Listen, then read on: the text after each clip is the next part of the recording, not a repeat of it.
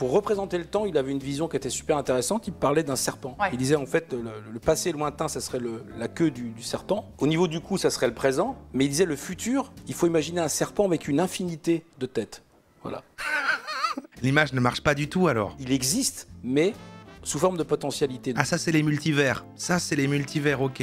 Donc c'est que suivant tous les choix que tu peux faire, eh ben il y a des conséquences différentes. Par exemple, là je peux montrer ma chole et je suis banni de Twitch. Ou alors je continue le sujet normalement. Ça crée deux univers alternatifs. Et donc, un des deux du futur, là par exemple, me dit ne montre surtout pas ta chole. Moi du futur, qui sort de... une espèce de nuage comme ça avec de l'énergie que ça... Ne le fais pas! Ne le fais pas! Bonjour ou bonsoir à toutes celles et ceux qui nous regardent en replay. Si vous voulez un jour rejoindre la team live, vous êtes les bienvenus tous les mardis, jeudis et dimanches soirs dès 21h. Bonne rediffusion. Alors, on va parler de la rétrocausalité. Il semblerait, d'après les explications de ChatG, c'est à la base une notion de truc de physique quantique qui en fait existe, mais ils l'ont déformé pour parler de trucs magiques, d'énergie et tout, et c'est des gens qui seraient sur l'idée que, en fait, le futur définit le passé. Enfin, ça va parler du temps. On est sur, voilà, des paradoxes temporels. La causalité inversée ou rétrocausalité est une hypothèse discutée en philosophie en particulier depuis les années 1950 et en physique, en particulier à l'échelle quantique et avec les spéculations. Voilà. Il s'agit de disjoindre la causalité du sens ordinaire du temps et donc d'affirmer la possibilité qu'une cause future ait un effet au passé. Ou en d'autres termes, de remettre en cause l'axiome selon lequel...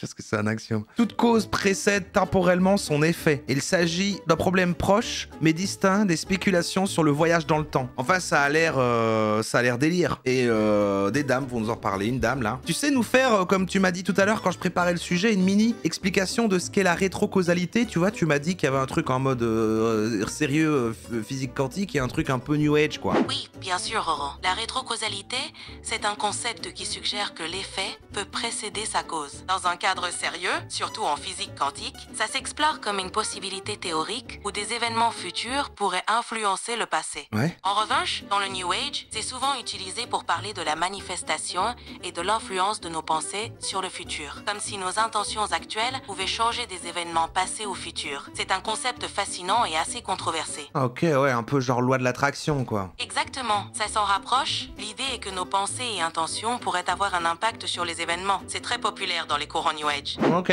super. On l'écoute tout de suite. Premier extrait de mon livre, Comment les synchronicités ont changé ma vie, pouvoir de la rétrocausalité. J'espère que ça va pas être trop compliqué. Bonjour à toutes et à tous. Ça me fait un très grand plaisir Elle est super loin. de vous retrouver avec une nouvelle proposition après ces quelques semaines où je n'étais pas très disponible. Ouais. Alors le tableau derrière, non mais le tableau derrière, elle ne le sait pas encore, mais c'est elle qui l'a fait dans le futur. C'est compliqué, c'est vraiment comme toutes les histoires de fiction sur les voyages dans le temps. Il y a un côté un peu toujours énervant quand tu essaies de comprendre et tu te dis attends, est-ce que c'est ça? Mais là en fait, ils se souviennent du futur, ou ils prédisent le passé, c'est un peu ça. En fait c'est de dire que le temps, ça va avec cette idée qu'on dit parfois que le temps n'est pas linéaire, etc. Et donc en fait des choses qu'on fait, voilà. Mais ça casse la tête, hein, ça. Ça, j'ai toujours du mal à croire qu'en fait, du coup, c'est des vraies théories et que des gens réellement scientifiques se disent qu'il y a des trucs réels par rapport à ça. Mais elle, je sais pas trop, mais elle a écrit un livre dessus. J'ai pensé que ça pourrait être intéressant pour vous de préparer cette sortie en vous lisant quelques extraits. Trop bien. Alors d'abord, Petit moment lecture. Vous parlez du titre, Comment les synchronicités ont changé ma vie. La vidéo date de quand? Elle a l'air d'être dans les années 90. Alors non, elle tourne cette vidéo en 2050, dans le futur, pour la poster dans les années 90, mais elle était revenue trop tôt et elle a mal calculé, YouTube n'est apparu qu'après. Non, ça a été posté il y a un an. Non, parce que regardez, ça, elle se trahit, il y a un smartphone ici, là. Donc voilà, c'est... ouais. Mais elle, bon voilà, elle voyage dans le temps, donc... Et les incroyables pouvoirs de la rétrocausalité. Elle l'a dit. C'est donc de la physique quantique, mais que j'ai donc simplifié au maximum. Comme ça, on va pouvoir pour la comprendre. rendre praticable. Voilà. Il y a croque-carotte. Je connais pas Et ce c'est jeu. grâce à la rétrocausalité, aux synchronicités et à l'intuition que je me suis guérie. Alors aujourd'hui, je vous lis le premier extrait de ce livre. Vas-y. J'ai enlevé mes lunettes. Ah bon? Une métamorphose annoncée. Il y a une vingtaine d'années, nous visitions en famille une magnifique ferme à papillons, sur l'île de Saint-Martin, aux Caraïbes. De très hauts filets maintenaient ainsi tous ces merveilleux papillons dans ce décor de rêve. Ça commence tout doux. Un jardin tropical paradisiaque. Il y avait des papillons de toutes les tailles et de toutes les couleurs Elle parle du futur, là. qui virevoltaient ici et là. Dire qu'il y en a des milliards de milliards sur notre planète bleue et verte, Ouais. et que la plupart du temps, nous ne les voyons pas. Là, on se dit que c'est méga long, mais on arrive déjà à la moitié. Où est le futur? PTSD de dictée. C'est l'inouï miracle de la métamorphose. Métamorphose. Métamorphose. C'est le miracle de la métamorphose. Une chenille lourde qui se traîne difficilement sur ses petites pattes, dont l'horizon est bouché par quelques brins d'herbe. Donc là, elle simplifie de la physique quantique. En effet, la biologiste guide nous expliquait que c'est la chenille elle-même qui fabrique sa prison. C'est une image, ok. Mais attendez, vous inquiétez pas, il reste 3 minutes, mais on va comprendre. Là, il y a des formules de physique quantique ici. Il y a une manette, une télé, des gens. Et voici donc notre chenille, complètement désintégrée, qui se réorganise complètement différemment, avec le même matériau de base. Elle nous compare à des chenilles. Je crois que là, en fait, ce qu'elle fait, c'est qu'elle explique, voilà, il y a tout ce mécanisme un peu étonnant que la chenille. Bon, bah ça, en fait, c'est une belle image de la rétrocausalité. Mais par contre, je sais pas encore pourquoi. Invite la dormite. La prison se transforme en liberté. Mais pour cela, la chenille a dû mourir. La vie et la mort sont les deux facettes d'une même médaille, indissociables. Parce qu'en fait, la chenille était déjà, faisait déjà des trucs un peu visant à être un papillon, parce qu'elle savait qu'elle allait être un papillon, et donc c'est le futur, c'est-à-dire sa forme de papillon, qui l'influence en tant que chenille. Et ça, c'est la rétrocausalité. C'est ça que j'ai compris, non? C'est un véritable enseignement. Voilà, je vous ai partagé un premier extrait de mon livre, qui, comme je vous l'ai dit, va sortir le 30 mars 2023. N'hésitez pas, pour les gens qui suivent, à écouter les prochains extraits. J'en publierai un tous les lundis, mercredis, vendredis, jusqu'à la parution. Ok, oui, c'est vrai qu'il y avait une playlist et qu'il y a plein d'extraits. Mais bon, est-ce que la télé de Lilou Massé, ici, qui invite carrément quelqu'un pour, voilà, la rétrocausalité, se souvenir du futur. C'est littéralement la définition, en tout cas, des gens un peu New Age qui utilisent le terme de rétrocausalité, c'est-à-dire qu'en se souvenant du futur, là, on est dans un truc, c'est pas juste loi de l'attraction, et donc, en fait, que ce que t'attends a une influence dans le passé, inversement et tout. Là, on est sur vraiment, on est sur un don. Bonjour, chers co-créateurs, co-créatrices. Voilà, ça a l'air plus dynamique. J'aurais dû commencer par ça. Mais en même temps, je la trouvais sympa, Cornelia. Je suis scientifique et chercheur... Putain, oh, ça m'a fait...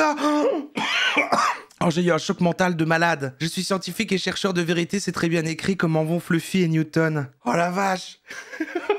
Non mais faut pas que vous fassiez ça, je vous ai déjà dit, vous n'allez pas commenter les vidéos qu'on regarde.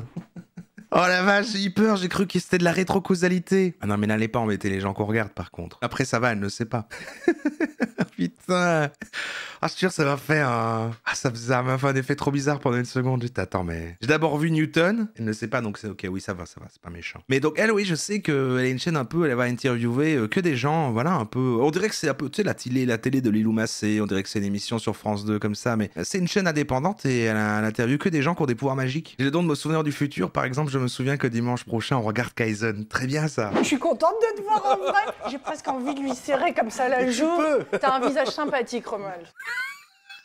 Ah ouais, non mais c'est ça. Là, ça c'était une énergie pour commencer le thème, bah ouais. Personne. Merci. Et Mais tu peux. d'un sujet, un livre que tu as sorti d'ailleurs il y a 4 ans maintenant. Plus de 4 ans avec Jocelyn Morisson, Se souvenir du futur. Hein, c'est ça, se souvenir du futur? Non, j'oublie un mot. C'est se souvenir du futur, c'est guider son avenir par les synchronicités. C'est ça. Ouais. Et ça me fait bien plaisir de te voir. Tu es, je le rappelle, hein, mais beaucoup de personnes te connaissent parce que tes derniers ouvrages ont quand même beaucoup impacté, on va dire, la société ou certaines personnes qui sont à la recherche de ce genre de contenu et au-delà même. La société, tu as fait carrément. quelques percées, tu es intéressé par...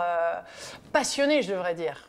Passionné, absolument passionné par le chamanisme amazonien. Tu as fait beaucoup de recherches. Pardon, c'est trop bien. Pourquoi on regarde pas plus souvent cette chaîne?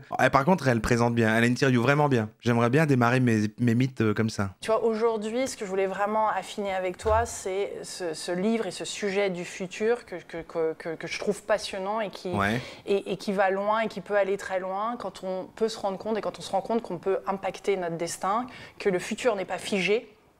Qu'il est modulable et qu'on a la possibilité de créer. Ah oui, c'est pour ça que c'est pour ça que ça rejoint avec des trucs de loi de l'attraction et qu'on revient à ce truc un peu de la base de trucs de développement personnel. C'est on est capable de, rien n'est déterminé, on est maître de notre bonheur et de notre destin. Et en fait, on pourrait s'imaginer qu'il y a un futur où ça ne va pas. Et en fait, on voit ce futur, mais non, il faut pas voir ce futur, il faut voir un futur où ça va. Et comme ça, on le modifie dans le passé. Et c'est comme ça qu'ils utilisent ça. Et de participer à cette réalité-là, de co-créer cette réalité-là, comme j'aime bien, tu sais, commencer mes interviews là-dessus.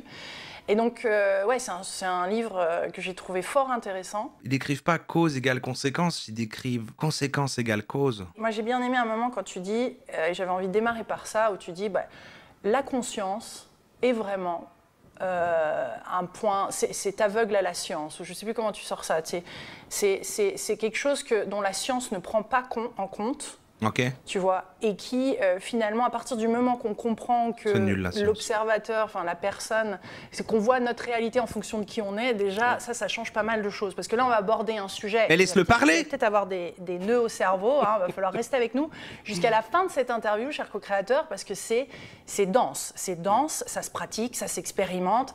Restez avec nous jusqu'au bout, parce qu'il y a énormément d'informations qui vont ressortir, d'où ma longue intro, mais c'est important. Donc tu vois, parlons conscience au début pour on dirait qu'il n'a pas écrit de bouquin. Alors par contre c'est pas moi du tout. Le scénario, le tableau, ou de comprendre cette différence-là, ou en tout cas ce que la science ne prend pas en compte aujourd'hui pour pouvoir entendre ce qui suit peut-être. Bien sûr. Le problème de la conscience, le grand problème de la conscience... Il faudrait faire une petite vanne là. J'arrive, je me souviens que dans le futur, à un moment tu vas me laisser parler. Et il rigole. Petite blague. La plupart des scientifiques matérialistes pensent que la conscience est générée par notre activité cérébrale. Mais la conscience ne peut pas se résumer en fait à cette expression. La conscience, j'aurais tendance à dire que c'est l'expérience dans laquelle on vit, c'est aussi donc la réalité. Et l'observation, même dans la physique quantique, nous montre ça. Hein. C'est-à-dire qu'on sait aujourd'hui que, déjà depuis de nombreuses années, que l'observateur est hyper important pour ce qu'on appelle densifier la réalité, si tu veux. Dans la physique quantique, il y a cette expérience qui est l'expérience des doubles fentes. Ils font quand même appel à la physique quantique, ils le disent, on commence à connaître ce procédé. Ils le disent, ils en parlent de manière un peu puis ils s'appuient là-dessus, ils vulgarisent maladroitement, puis ça permet de justifier le truc, quoi. Soit on va avoir une onde, soit on va avoir une corpuscule, tu vois. Mais le rôle de la conscience est fondamental. Ça va tellement loin qu'aujourd'hui, il y a même une expérience au Caltech qui va être réalisée là, pour essayer de savoir si la réalité existe sans un observateur conscient. Si la réalité existe sans un observateur conscient ? Et si on arrive à prouver ça dans les quelques mois qui viennent, ça serait vraiment une révolution, parce que ça veut dire que la réalité physique dans laquelle on vit est une réalité psychique au final. Collective. Genre il se passe un truc, attends, on est en train de voir si jamais personne regarde, donc si personne ne regarde quelque part, ça n'existe plus en fait. Si tout le monde ferme les yeux en même temps, le monde n'existe plus. Et que c'est dans l'expérimentation qu'elle se produit, enfin qu'elle devient, c'est à partir de ce moment-là qu'on peut interagir. Attends, donc ça veut Allez, on dire, ferme tous les yeux. À un moment tu nous dis le temps, parce qu'on va parler de rétrocausalité, c'est-à-dire de la causalité inversée. Quand tu nous parles du temps, tu dis à un moment il n'existe pas, il est illusion. Bon, placé hors contexte, on peut un petit peu être perdu là-dessus, parce qu'on a vraiment l'expérience d'avoir ce passé, ce présent, ce futur qu'on est en train de vivre ou qu'on va vivre. Comment... C'est comme si tout ça était d'un bloc, que c'était la même chose finalement. Si un arbre tombe et qu'il n'y a personne, est-ce qu'il fait du bruit ? Mais c'est une question dans le sens, est-ce que c'est un truc un peu philosophique dans le sens si personne n'est là pour l'entendre, est-ce qu'il fait du bruit ou il y a vraiment des gens qui se disent les choses n'existent pas quand on les regarde pas ? L'idée, c'est quand on dit le temps n'existe pas, c'est une illusion. Ce qui est une illusion, c'est la sérialité, c'est-à-dire le temps linéaire que nous on perçoit par exemple uniquement en allant du passé vers le futur. C'est-à-dire la flèche du temps des physiciens. De gauche à droite. Voilà, c'est ça. Défini bruit. par exemple? En fait, la physique a clairement prouvé, notamment Einstein, a prouvé que le temps existe de façon simultanée. Oui, c'est Einstein qui a dit ça. C'est-à-dire, le passé existe encore, le présent existe, mais le futur existe aussi. Mais nos scientifiques du chat, là, vous pouvez expliquer en quelques mots comment ça se passe? Comment ça se passe, ce truc, du coup, le temps... Donc, par exemple, là, la phrase que je dis n'est pas forcément après la phrase que j'ai dit avant. On s'est rendu compte, en fait, que cet espace-temps, il était flexible, qui bougeait. Donc, il y avait possibilité de changer, effectivement, son futur et de recevoir dans l'information du futur. Mais je pense que c'est important de resituer comment moi j'ai découvert ça. J'ai découvert en Amazonie, auprès d'un chaman. Mais c'est pas toi qui l'as découvert, on est d'accord qu'en 1950, il y a un monsieur Beauregard qui a travaillé Costa au CNRS. de Beauregard, bien sûr. Le directeur du CNRS a la même chose qu'un chaman? Et je connaissais pas à l'époque Costa de Beauregard, j'ai lu ses travaux après, j'ai rencontré aussi ensuite Philippe Guillemant, qui lui travaillait aussi sur ces idées de rétrocausalité, de double causalité. On a beaucoup échangé, on est devenus amis, on a travaillé ensemble aussi à un moment. C'est nos potes. Mais c'était après. Moi j'ai découvert la rétrocausalité dans la jungle avec un chaman en 2007, qui s'appelait Don Ernesto, parce que mon guide local m'avait dit, toi qui t'intéresses un peu au pouvoir psy des chamans, là-bas sur le Rio Caleria, il y a un chaman qui a la possibilité, la capacité de lire l'avenir en fait, de créer des rêves prémonitoires. Donc c'est ça la rétrocausalité, parce qu'en fait c'est juste, il voit dans le futur, il lit l'avenir et du coup en fait, il influence le passé. Parce que du coup t'es au courant et le passé change. Parce que si t'étais au courant de ton futur, en fait le futur n'existe plus parce que t'es au courant de ce futur et donc tu ne vas pas le recréer. On est allé sur le Rio Caleria, on a rencontré Don Ernesto. On a sympathisé avec beaucoup d'humour et tout ça. Et je suis resté en fait plusieurs mois à travailler avec lui. Après quelques purges. Oui, bien sûr, quelques diètes, quelques dont purges. des très puissantes, parce que vous vous connaissiez quand même, donc tu as pu expérimenter des choses, on va dire, beaucoup plus fortes que des personnes... C'est surtout que ces expériences, même ces expériences de vision, on utilisait à la balle le breuvage visionnaire ayahuasca. Il a dit on utilisait à balle l'ayahuasca. On utilisait à la balle le breuvage visionnaire ayahuasca. Bon, c'est défoncé, puis j'ai écrit mon livre, quoi. Je vais raconter cette anecdote parce qu'elle est juste incroyable quand même, et elle montre bien le type de vision dans lequel on peut aller, et surtout comment ça modifie la vision qu'on peut avoir de soi-même et de la réalité. Et comment ça t'a aidé dans tes recherches? Mais bien sûr. Parce qu'avant, moi, j'avais une vision très matérialiste, il faut le savoir. J'étais quelqu'un de très... On s'en rend pas compte comme très ça. Carré, très matérialiste. Très cartésien, toujours. J'ai vraiment eu un cheminement qui m'a amené vers la spiritualité parce que c'est par expérience, en découvrant des choses. Donc ce jour-là, j'étais chez Don Ernesto. Parlant de drogue, je disais tout à l'heure, du coup, la Veto l'a donné des anti-inflammatoires pour mon chien. Elle m'a dit, normalement, j'en ai des plus forts, mais il va être défoncé. Non, il va être stone, elle m'a dit, il va être stone. À ce stade, s'il a pas plus mal que ça, je préfère donner les moins forts. Alors que moi, j'étais, ça a l'air bien. Moi, j'aurais bien donné, peut-être qu'il a envie de découvrir la drogue. Bon, il est encore jeune. Un Canadien qui vient comme ça, il est ado, sur un sentier dans la jungle, comme ça, puis qui nous dit, est-ce que je peux rester avec vous pour prendre l'ayahuasca? Don Ernesto lui dit oui, tu peux rester, tu vas faire un petit nettoyage pendant 2-3 jours, et puis... Oui, il arrête pas de dire Don Ernesto... Tu vas pouvoir prendre l'ayahuasca avec nous. Nettoyage, ça correspond à peu près à un jeûne. Ouais, c'est ça, c'est un petit jeûne, une diète. C'est pas vraiment un jeûne, il y a quand même de l'alimentation, mais on enlève les graisses, les sucres, enfin tout ça, quoi. Je suis dedans quand même, là. Je rappelle qu'on est dans le noir. Mais...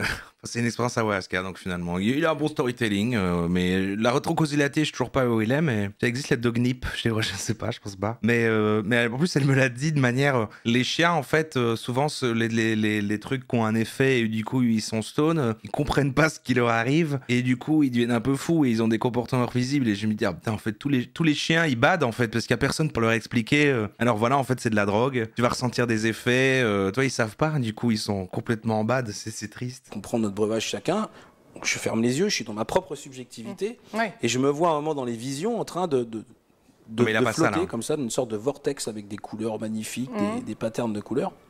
Et puis je vois le Canadien qui flotte sur le dos comme ça et qui me regarde. Il est en train juste de raconter un de ses trips et il justifie ça d'avoir écrit un livre. Là, il y a Lilou Massé qui est là et qui fait merde. Bon, peut-être que ça méritait pas une interview. Mais le lendemain matin, on discute de nos visions et moi je dis ouais, c'est marrant, hier soir je me suis vu en train de descendre dans un vortex et l'autre me dit que ça, oui, je t'ai doublé. Je t'ai doublé. Ça a été, je pense, l'expérience qui m'a le plus fracassé mon modèle matérialiste. Parce que comment, alors qu'on était chacun dans notre propre subjectivité, qui est censée être la boîte noire de l'intimité. Comment on a pu être en fait dans le même trip. C'est le je, c'est le moi. Comment on avait pu partager une expérience collective, en fait, alors qu'on était chacun dans sa propre subjectivité. Donc à partir de là, j'ai travaillé avec Ernesto qui m'a qui m'a montré qu'en fait c'était quelque chose de très connu chez les chamans. Donc il s'est basé que là-dessus en fait. Il s'est basé que là-dessus, genre l'autre a dit oui je t'ai doublé, et il fait mais alors mais attends, c'est partagé le même trip, c'est-à-dire que tout est réel. C'est comme les gens qui disent, qui prennent de l'haké, qui fait mais attention, j'ai senti que je sortais mon corps, donc c'est-à-dire que l'âme existe. C'est bon, je suis croyant. En Amazonie, sur le Rio Purus, qui utilisait ces bulles de vision collective pour aller chercher des informations dans le futur en fait. Bien sûr. Voilà. Passionnant. Et là, donc, comment tu t'es débrouillé pour mieux comprendre Fais semblant au moins. Fais quand même semblant. Ah, je devrais faire un... Maintenant que j'ai envie de vraiment me faire une soundboard avec plein de trucs, le petit passionnant quand on regarde des vidéos de... Ah, bien sûr, passionnant. Alors Ernesto me dit, parce que je voulais apprendre, mais je comprenais rien, parce que j'avais aucune notion de rétrocausalité. Ouais. Donc je comprenais rien du tout. Et Ernesto me dit, écoute, je vais t'expliquer comment créer un rêve prémonitoire. Donc la rétrocausalité, j'ai l'impression que tout le monde la nomme pour dire un truc différent déjà. Prends une image qui te marque, et tu vas demander ensuite de la voir se réaliser dans la réalité physique, dans le futur. J'ai dit, ouais, c'est quand même fou son histoire. Demander à qui? Demander à l'univers, en fait. Voilà. Donc, je dis, ok. Bon, c'est un mec, il avait une vie assez classique, un métier classique. Il a divorcé. Il est parti prendre l'ayahuasca dans un pays. Il a fait son trip, il est revenu. Il a écrit un bouquin et il se retrouve là. Mais c'est marrant parce que la nuit d'après, je fais un rêve qui est très fort où je vois un jaguar, en fait, en rêve, qui met sa patte sur un tas de pièces d'or, comme ça, avec des yeux rouges et puis des dents assez. Pas facile à manifester dans la réalité, ça. Mais carrément.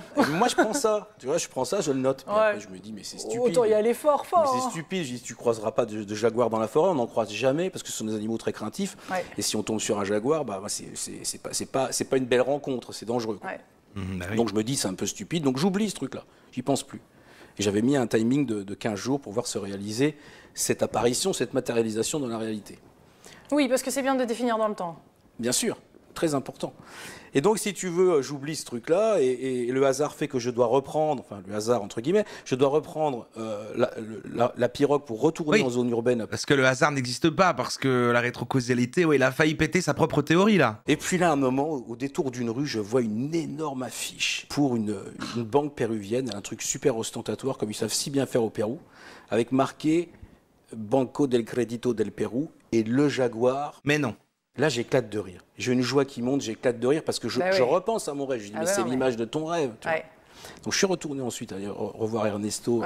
Il en a pris à balle. Et je lui ai expliqué ce rêve. Et Ernesto me dit, mais c'est simple. Quand tu as vu le jaguar sur l'affiche, il me dit, tu as repensé à ton rêve. J'ai dit, oui, naturellement, j'ai repensé à mon rêve. Mais il me dit, quand tu as repensé à ton rêve du futur, tu as envoyé l'information dans ton rêve, dans le passé. D'accord, on y est. Quand il a pensé à ça dans son rêve, parce que dans son rêve, il a vu le jaguar dans la banque, il a renvoyé le jaguar dans son souvenir avant, et donc le principe de souvenir du futur, en fait, c'est une prémonition. Tu as envoyé l'information dans ton rêve, dans le passé, 15 jours avant. En fait, ça fait une boucle, une time loops, une boucle temporelle. En fait. Une time loops. En fait.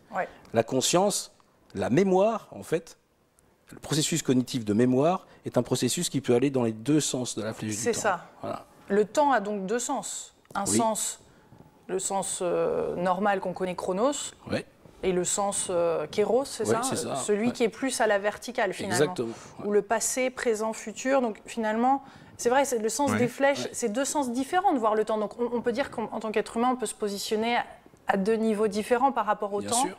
C'est-à-dire qu'il y a des gens sur cette planète qui fonctionnent en kéros et d'autres qui fonctionnent en chronos. Les peuples premiers fonctionnent toujours en kéros. Parce que eux, par quelque chose de des nouvelles notions là. C'est quoi kéros et chronos? C'est le trait empirique. Au final, ils ont observé leur environnement. Et la nature est cyclique. Le temps de la nature est cyclique. C'est pour ça, par exemple, la mode des années 80... Non, c'est pas ça. Tout ça, c'est des cycles. Donc les peuples natifs, partout sur la planète, ont tous une conception du temps qui est une conception de kéros, une conception circulaire de la temporalité. Ouais. Elle comprend plus.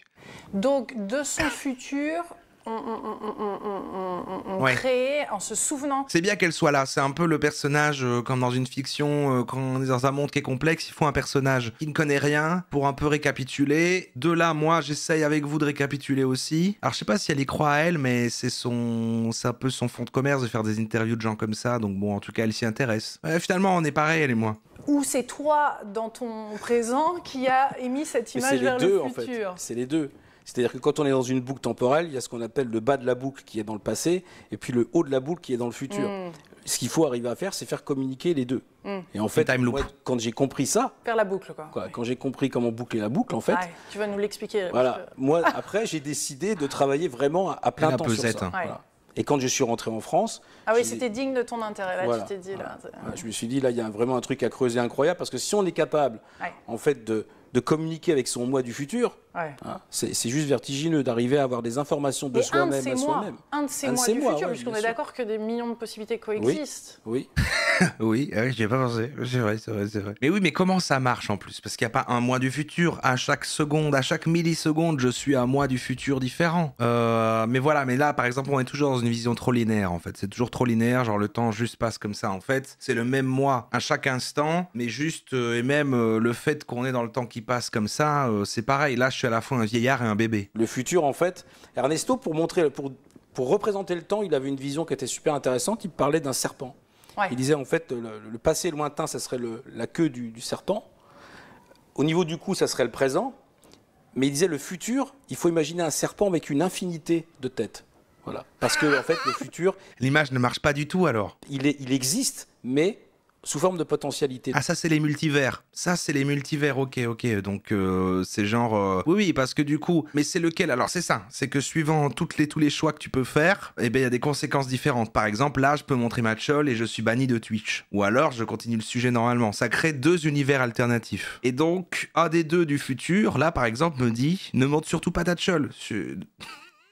Et toute l'influence de la conscience, c'est d'arriver à densifier des lignes temporelles Voilà. qui sont intentionnées et conscientisées. Voilà, parce qu'il existe multiples lignes temporelles. Ce sont ça les lignes C'est ça, temporelles, c'est-à-dire c'est des lignes de possibilités. Voilà, c'est Ouais, ça. c'est ça. Voilà. On va pouvoir rester tout... Bah, c'est trop long, mais... Je suis un peu dedans, quand même. Et quand on est inconscient de ce phénomène, on vit sa vie au hasard. C'est-à-dire Ouais. qu'après, on prend. C'est un peu comme. On peut prendre la métaphore d'un GPS. Ouais. Quand tu es en voiture, que tu n'as pas de GPS, bah, et voilà, tu vas prendre la voiture, tu vas te Ouais. retrouver dans des bouchons, par exemple. Tu vois. Ah ouais? Tu vas juste pas trouver ton chemin. Ouais. Si tu as un GPS, bah, il va te dire attention, là, il y a des bouchons, passe plutôt par là, tu vois. Donc ça Ouais. switch. Les synchronicités, par Voilà. exemple, dont on va parler après, Ouais. elles servent à faire switcher les lignes temporelles, si tu veux. Voilà. Ouais, elle donne des indicateurs, mais quand même, à un moment, on met de la conscience, on choisit. Non, je m'en remets pas, c'est j'ai moi du futur qui sort de... une espèce de nuage comme ça avec de l'énergie que ça... Ne le fais pas! Ne le fais pas! À un moment, il y a quand même, Mais il faut une il y a intention. quand même une intention, il y a quelque chose de notre présent, Oui. quand même, qui va, en fonction de là où on en est, de notre évolution, etc., envoyer quand même un signal, ou se rappeler. Oui, Parce que, ouais, voilà, c'est dans quel état de conscience on va créer ce futur, ou on va se souvenir de ce futur. Souvent, les gens ont beaucoup de synchronicité quand ils sont dans des phases de leur vie où ils sont en mutation, en fait. Ouais. Hein, soit ils vont switcher de travail, soit... Mais c'est toujours quand même fascinant, ces bonhommes-là, là, qui ont fait tout son lore. Et puis, en fait, après, pour faire ça, faut quand même y croire de fou lui-même. Parce que sinon, tu peux pas être tout le temps dans ton perso et embobiner comme ça, quoi. Mais... Et du coup, il est à fond dedans et juste, eh ben, on lui donne une tribune. Et parce qu'il il a fait un livre, il y a une maison d'édition qui l'a édité. Enfin, je sais pas, il a peut-être auto-édité, je sais pas. Et voilà, et il existe. Et il fait ça. Alors, tout le monde... Pourquoi ça serait pas vrai? Bah oui, c'est vrai. Enfin, alors lui, je pense que c'est juste un gars qui a pris de l'ayahuasca et il est dans son délire. Mais le fait qu'il y a des bazars en physique quantique qui portent le même nom et machin, ça, j'en sais rien. C'est vrai. C'est des théories que les gens font, ça j'en sais rien, moi je suis pas assez intelligent, mais un sondage. C'est vrai ou pas? Mais de sa vision et de son explication à lui, pour moi on est dans le ressort de la croyance, parce qu'on est, c'est lié à une forme de spiritualité, et à ce moment-là, bah, le ressort de la croyance, bon bah c'est comme les sorcières qu'on va voir après, ou le prêtre même, que voilà, bon bah, on est dans la croyance, et puis voilà, on cherche à comprendre, on s'intéresse à cette croyance, et puis voilà, moi je ne crois en rien, c'est mon problème aussi. Ici rien n'est réel, on est d'accord. C'est vrai ou pas? Il y a quand même des gens qui disent bah oui. Hein. Non mais il arrive à être intéressant. Toi c'est ça aussi, c'est l'art oratoire de ces personnes-là qui est là où finalement il explique son truc. Bon bah ça va, je suis dedans. J'arrive à mieux comprendre que la dame dans son salon qui lisait son livre là tout à l'heure. Mais j'avais une autre quand même. J'avais une autre vidéo sur ce thème avant de passer à la suite. La rétrocausalité et ou comment se souvenir du futur raconté par Régine Shearer. Je sais pas qui c'est. L'ego du moi. Bonjour Régine. Alors, je crois que tu voulais me parler dans tes projets, mais avant tout, commence par te présenter. Oui, bien sûr. Bonjour mes amis, je m'appelle Régine Shearer, j'ai toujours eu beaucoup d'intérêt à tout ce qui touche le développement personnel. Bah oui. Qu'est-ce qu'on avait appris à notre thème sur l'agisme? De dire que les vieux sont trop mimi, c'est infantilisant. C'est son livre, ça. Ah, c'est un peu une BD, Ce souvenir du futur illustré. Romuald Le Terrier et Jocelyne Marisson. Et Romuald Le Terrier, c'était lui? C'est lui? Ah, ils sont tous, c'est un petit groupe, quoi. Bah, tout est lié parce qu'ils savaient. Ils ont tous vu ce livre-là, dans le futur. Ils se sont rejoints. Ils ont fait, bah, on doit écrire ce souvenir du futur illustré. Parce qu'ils le savaient. Dans le chat, il y a eux du futur. Il y a eux du futur dans le chat qui a écrit « Ne fais pas ça ». Ah putain, il y a quelqu'un qui a changé son pseudo. Alors que tu peux le changer, je crois que tous les 30 ou 60 jours. Et maintenant, t'es condamné avec eux du futur. Mais la vanne en valait vraiment la peine. Ah, c'est très marrant. Attendez, je vais aller voir ce souvenir du futur illustré là. C'est malin de faire ça en petite BD, on dirait un peu un livre de Squeezie. Voilà, un livre c'est chiant, on va faire une petite BD, on va faire ça illustré, c'est sympa. C'est à la Fnac, 24,90 €. Guy Trédaniel, édition Guy Trédaniel, guider son avenir par les synchronicités. Et au final, on est sur le développement personnel et on rejoint des trucs de loi de l'attraction quoi. Serait-il aujourd'hui possible d'accéder à des informations en provenance du futur sous forme de synchronicité? Synchronicité, c'est-à-dire que les trucs se croisent dans un moment présent parce que le futur n'est pas là ni le passé là. C'est en fait deux moments qui sont... Parce que comme c'est un time loops, c'est en même temps et donc ça se croise quoi. Et en fait, c'est ça quand on a une impression de déjà vu. Oui, oui. Ah, il a l'air énorme le bouquin. Et Jocelyne Morisson, alors c'est qui? Jocelyne Morisson... Ah, c'est Jocelyn, pardon. C'est un man. Ah, ils sont là, ils sont tous les deux là. Les auteurs. C'est le gars qu'on entendait chez Lilou Massou. Journaliste scientifique indépendant et auteur. Il a participé à la rédaction de l'ouvrage La physique de la conscience. Ah, c'est un journaliste scientifique quoi. En retranscrivant une interview, en enrichissant à sa touche personnelle. C'est compliqué hein quand même. Ils aiment bien mettre en avant la science comme crédibiliser le truc et puis derrière ils parlent de trucs magiques. Moi en fait ça m'ennuierait pas s'ils appuyaient un peu plus que c'était une croyance, mais c'est fou quand même de toujours cette confusion entre des trucs scientifiques pour expliquer des trucs un petit peu de... En fait la science n'explique pas nanana et puis expliquer voilà. La science et la spiritualité c'est pas séparé, faut arrêter de les séparer. C'est hyper connecté en fait. La rétrocausalité, c'est un processus quantique qui nous parle de temps inversé. Alors, qu'est-ce que ça veut dire? Nous connaissons le temps normal, le temps chronos. Il y a 3 temps en définitive, le temps chronos, le temps kairos et le temps iron. Dans le temps chronos, c'est le temps que nous connaissons tous, qu'on apprend à l'école, c'est passé, présent, futur. C'est un temps qui se déroule, mais sa particularité, c'est qu'il n'est pas réversible. Et puis, il y a un deuxième temps, développé par la physique quantique, qui est ce qu'on appelle le temps kairos. Ça, j'ai jamais trop compris. Et le troisième, c'est... Alors que le premier temps se déroule, l'autre, c'est un temps, on pourrait l'assimiler à un millefeuille, avec passé, présent, futur, qui sont superposés et qui coexistent en même temps. Ok. On pourrait imaginer qu'on va dans un paysage, qu'on se déplace à travers le paysage. Mais hors du fait que, voilà, là pour le coup, elle est sur la croyance, bon voilà, c'est pas grave. Hors du fait que, bon, ben, des gens racontent ça, et voilà, peut-être que derrière ça fait des dérives sectaires, c'est bizarre, c'est lié à des trucs de développement personnel et tout. Ouais, il y a un petit peu un délire de fonce-dé que j'aime bien, c'est des chouettes. Moi j'ai envie d'entendre ces trucs-là, ces explications-là avec un gros bobby, comme on disait tout à l'heure, et puis voilà, et puis tu vois, ouais, sérieux, man, voilà, ok, pourquoi pas, ça me fait délirer, pourquoi pas. Merci FC Faka pour les 4 mois. Coucou Roro, tu vois mon 4e mois d'abonnement, mais en réalité j'en suis à 34 mois. C'est la rétrocausalité, tu peux pas comprendre. Merci pour les 34 mois FC Faka. C'est notre zone pour les 4 mois. Je fais de l'anti-causalité, c'est mon 1er mois et pas mon 4e. Ah bah merci pour ton 1er mois et bienvenue sur le live Nato-san. Dans mon futur, qu'est-ce que je veux? Alors ça peut toucher le domaine de la santé, le domaine du travail, le domaine des relations amoureuses, le domaine de la créativité. Qu'est-ce que je veux changer? Mais en fait, ils ont encore trouvé une nouvelle manière d'amener du développement personnel, quoi. C'est juste, ben voilà, il y a un truc que tu veux changer dans le futur, mais en fait, c'est juste de nouveau juste l'idée de, bah, je vais m'améliorer moi-même, en fait. Juste voilà, j'ai envie d'être plus en forme, mais en fait, là, c'est en fait dans le futur, eh bien, je vois qu'en fait, je suis en forme, et comment est-ce qu'aujourd'hui, je vais faire de la rétrocausalité? Eh bien, je vais manger mieux. Merci Coréus pour les 27 mois. Je me souviens que le mois prochain sera mon 28e mois de sub. Ah, il y a plein de bonnes vannes. C'est-à-dire, je vais dire, je suis. C'est très important. Alors, je prends par exemple mon cas. Ben oui, en dessous de ça, il y a Voldemort qui est là. Hein. Moi, je vais prendre l'option de dire je suis en parfaite santé.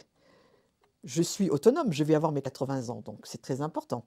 Bravo. Je dis bien je suis. Mais au moment où je dis je suis, j'y associe une très forte émotion. Parce que quand on passe la barre des 80 ans et qu'on dit je suis en parfaite santé physique, psychologique, autonome, c'est jouissif. C'est se dire j'enlève les peurs, les limites, les croyances, tout ce qu'on nous balance sur le net sur la vieillesse. Moi, je suis dans un futur que je choisis et qui me procure de la joie et de la gratitude. Ils ont un problème avec tout ce qui est déterminé, tout ce qui est le fait que les causes extérieures nous influencent, et voilà, ils veulent être vraiment maîtres d'eux-mêmes. On décide de son bonheur, de son destin.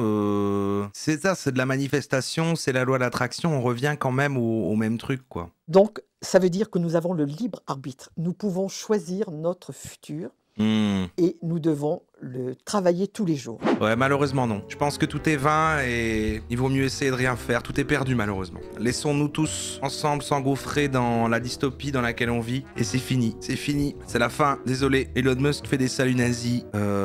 C'est fini en fait. Bon, maintenant on va parler de la rétrocausalité. Alors la rétrocausalité, comment vous expliquer ça? En fait, c'est quand tu te souviens du futur et que on parle finalement dans le passé.